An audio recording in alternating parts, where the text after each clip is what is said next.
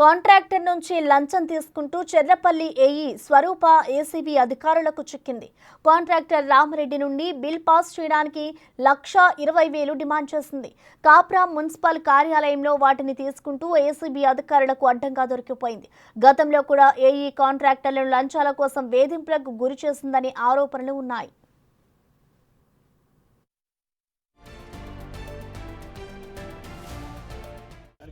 Rangareddy range ACB మాకు ఒక complaint వచ్చిందండి. ఒక కాంట్రాక్టర్ గారు ఇక్కడ సీసీ రోడ్స్ లే చేయడానికి అతనికి కాంట్రాక్ట్ టెండర్ ద్వారా వచ్చింది.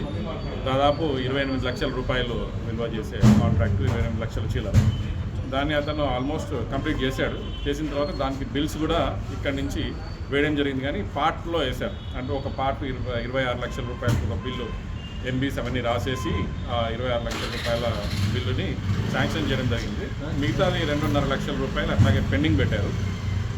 దానికోసం అని చెప్పేసి ఇక్కడ తిరుగుతూ ఉంటే ఇక్కడ ఏఈగా పనిచేస్తున్న స్వరూప గారు తను ఈ ఒకటి ఇంతకుముందు ప్రాసెస్ చేసినందుకు తర్వాత మళ్ళా ఈ యొక్క 2.5 lakhs రూపీస్ ఏదైతే ఉందో అది ప్రాసెస్ చేయడానికి ₹1,00,000 1,50,000 రూపాయలు డిమాండ్ చేసిందన్నమాట లంచంగా. అట్లయితేనే ఇక మిగతా 2.5 లక్షల రూపాయలది నేను ప్రాసెస్ చేసి ఫార్వర్డ్ చేస్తాను, లేకపోతే చేయను అని చెప్పేసి చెప్తే అతను విధిలేక మా దగ్గర అప్రోచ్ చేయడం జరిగింది.